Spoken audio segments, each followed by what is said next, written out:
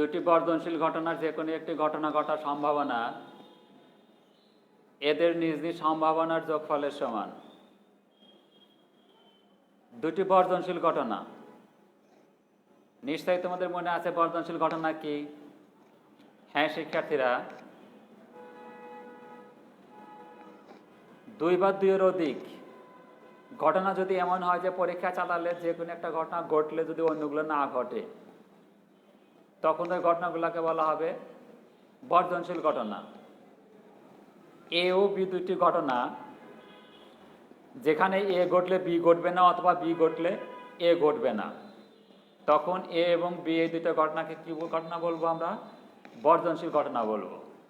অথবা এভাবে বলতে পারি, দুই বা দুইয়ের অধিক ঘটনার মধ্যে যদি কোনো সাধারণ বিন্দু না থাকে, তখন ওই ঘটনাগুলোকে বলা হবে পরস্পর বর্ধনশীল ঘটনা।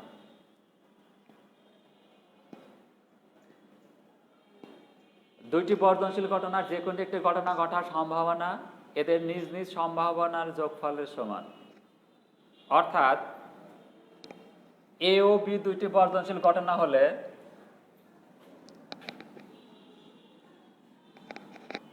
এ ও বি দুইটি বর্ধনশীল ঘটনা হলে দেখাতে হবে এ ও বি দুইটি বর্ধনশীল ঘটনা যদি হয়, তবে দেখাতে হবে যে কোনো একটি ঘটনা ঘটার সম্ভাবনা P of A union B equal to P of A plus P of B.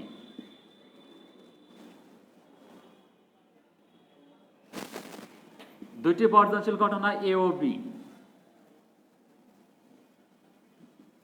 A O B দুটি বর্ধনশীল ঘটনার ক্ষেত্রে দেখাতে হবে P of A union B equal to P of A plus P of B. ঠিক আছে শিক্ষার্থীরা, দেখো এই প্রমাণটা করার জন্য আমরা ধরে নেব এস নমুনা ক্ষেত্রের মধ্যে এ এবং বি দুটি বর্ধনশীল ঘটনা। এস নমুনা ক্ষেত্রের মধ্যে এস নমুনা ক্ষেত্র এ এবং বি, এ বি দুটি বর্ধনশীল ঘটনা। নমুনা ক্ষেত্রের মোট নমুনা বিন্দু এন, এ ঘটনার অনুকূল নমুনা বিন্দু M1, বি ঘটনার অনুকূল নমুনা বিন্দু M2। তাহলে দেখো যে মনে করি এস নমুনা ক্ষেত্রের মধ্যে এ এবং বি দুটি বর্ধনশীল ঘটনা। নমুনা ক্ষেত্রের মোট নমুনা বিন্দুর সংখ্যা n, এ ঘটনার অনুকূল নমুনা বিন্দুর সংখ্যা M1, বি ঘটনার অনুকূল নমুনা বিন্দুর সংখ্যা M2। সম্ভাবনা সংজ্ঞানুসারে আমরা লিখতে পারি P of A equal to M1 divided by n। কেন? সম্ভাবনা সংজ্ঞানুসারে আমরা জানি যে কোনো একটি ঘটনা ঘটার সম্ভাবনা এদের কোনো একটি ঘটনা ঘটার সম্ভাবনা ওই ঘটনার অনুকূল নমুনা বিন্দুর সংখ্যাকে নমুনা ক্ষেত্রের মোট নমুনা বিন্দুর সংখ্যা দ্বারা ভাগ করতে হয়। তাহলে দেখো এখানে এ ঘটনার অনুকূল নমুনা বিন্দুর সংখ্যা M1 এবং নমুনা ক্ষেত্রের মোট নমুনা বিন্দুর সংখ্যা n। অতএব P of A equal to M1 divided by n। অনুরূপভাবে P of B equal to M2 divided by n। ঠিক আছে শিক্ষার্থীরা, এবার দেখো A ইউনিয়ন B সংযোগ। A ইউনিয়ন B কি? A ইউনিয়ন B হলো কমন আনকমন সবগুলা বিন্দু একবার করে নিতে হবে। এ এবং বি এর মধ্যে যতগুলা বিন্দু আছে সেখানে কমন আনকমন সবগুলা বিন্দু একবার, কোন একটা বিন্দু বাদ দেওয়া যাবে না, কোন একটা বিন্দু দুইবারও নেওয়া যাবে না। আর কমন বিন্দু কি করতে হবে? একবার নিতে হবে। তাই যদি হয় তাহলে দেখো এ এবং বি বর্ধনশীল, এদের মধ্যে কোনো সাধারণ বিন্দু বা কমন বিন্দু নেই। কাজেই এ ইউনিয়ন বি এর অনুকূল নমুনা বিন্দুর সংখ্যা কি হবে? যে এ ইউনিয়ন বি এর অনুকূল নমুনা বিন্দুর সংখ্যা হবে এ ঘটনার অনুকূল নমুনা বিন্দুর সংখ্যা যোগ বি ঘটনার অনুকূল নমুনা বিন্দুর সংখ্যা, নট এ প্লাস বি। কিন্তু কি হবে এখানে দেখো যে এ ইউনিয়ন বি এর অনুকূল নমুনা বিন্দুর সংখ্যা হবে এ ঘটনার অনুকূল নমুনা বিন্দুর সংখ্যা যোগ বি ঘটনার অনুকূল নমুনা বিন্দুর সংখ্যা। আর এ ঘটনার অনুকূল নমুনা বিন্দুর সংখ্যা কত? M1 এবং বি ঘটনার অনুকূল নমুনা বিন্দুর সংখ্যা কত? M2। অতএব আমরা কি লিখতে পারি দেখো যে এ ইউনিয়ন বি এর অনুকূল নমুনা বিন্দুর সংখ্যা ইকুয়াল টু কত? যে M1 প্লাস M2। এখন সম্ভাবনা সংজ্ঞানুসারে কি লেখা যায় দেখো, যে P of A union B equal to কি হবে, যে এ ইউনিয়ন বি এর অনুকূল নমুনা বিন্দুর সংখ্যা ডিভাইড বাই নমুনা ক্ষেত্রের মোট নমুনা বিন্দুর সংখ্যা। এ ইউনিয়ন বি এর অনুকূল নমুনা বিন্দুর সংখ্যা কত, m1 প্লাস m2, আর নমুনা ক্ষেত্রের মোট নমুনা বিন্দুর সংখ্যা কত, n। অতএব P of A union B equal to m1 plus m2 divide by n, আর এটাকে একটু লেখা যায় m1 divide by n plus m2 divide by n equal to p of a plus p of b। কেন? যেহেতু m1 divide by n equal to p of a এবং m2 divide by n equal to p of b। অতএব আমরা লিখতে পারি কি দেখো, অতএব লিখতে পারি যে p of a union b equal to কত, যে p of a plus p of b। অর্থাৎ দুটি বর্ধনশীল ঘটনার যে কোনো একটি ঘটনা ঘটার সম্ভাবনা এদের নিজ নিজ সম্ভাবনার যোগফলের সমান। দুটি বর্ধনশীল ঘটনার যে কোনো একটি ঘটনা ঘটার সম্ভাবনা এদের নিজ নিজ সম্ভাবনার যোগফলের সমান। ঠিক আছে শিক্ষার্থীরা, এখন ঘটনা 3টা 4টা 5টা বা 10টা যদি হয়, অথবা ঘটনা আছে n সংখ্যক বা k সংখ্যক, k সংখ্যক ঘটনা হলে তাহলে কি হবে, আমরা একইভাবে প্রমাণ করতে পারবো। কিভাবে দেখো, a1 a2 a3 up to ak,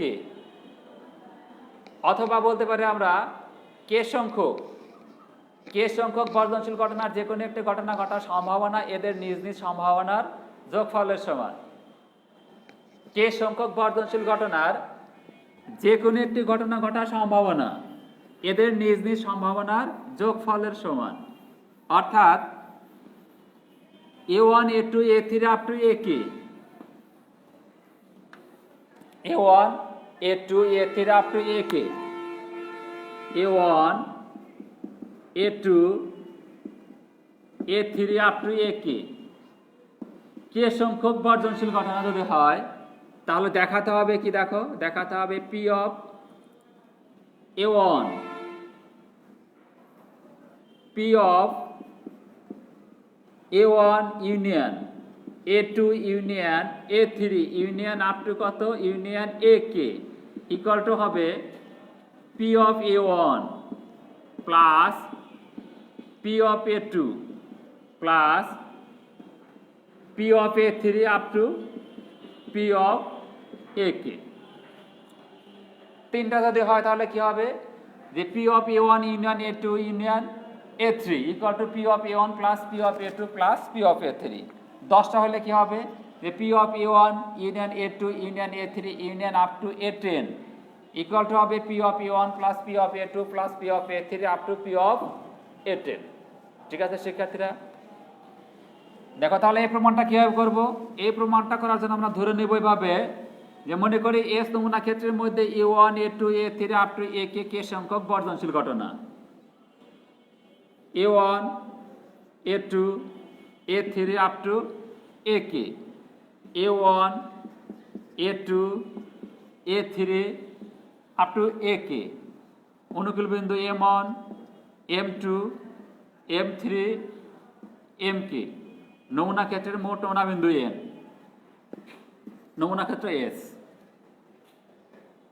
ঠিক আছে শিক্ষার্থীরা, তাহলে দেখো আমরা লিখতে পারি সম্ভাবনা সংজ্ঞা অনুসারে p of a1 equal to কত, m1 divide by n, p of a2 equal to m2 divide by n up to p of ak equal to কত, mk ডিভাইড বাই n।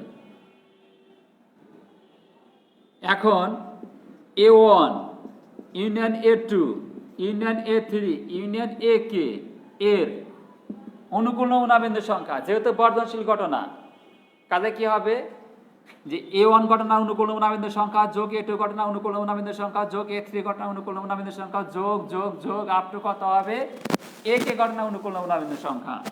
আর এই অনুকূল নমুনা বিন্দুর সংখ্যা কত হবে, m1 plus m2 plus m3 plus mk।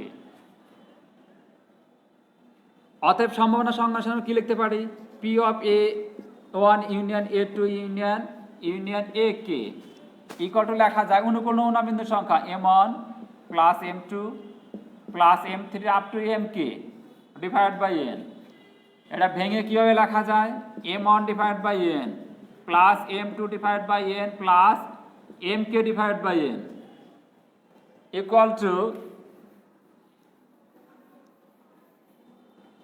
equal to p of a1 plus p of a2 plus p of a3 up to কত হবে p of ak। অতএব আমরা কি বলতে পারি কে সংখ্যক বর্জনশীল ঘটনার যে কোনো একটি ঘটনা ঘটার সম্ভাবনা এদের নিজ নিজ সম্ভাবনার যোগফলের সমান। ঠিক আছে শিক্ষার্থীরা, আজ আর নয়, আমার আগামী ক্লাস দেখার আমন্ত্রণ জানিয়ে আজকের ক্লাস আমি এখানে শেষ করছি। ধন্যবাদ সবাইকে।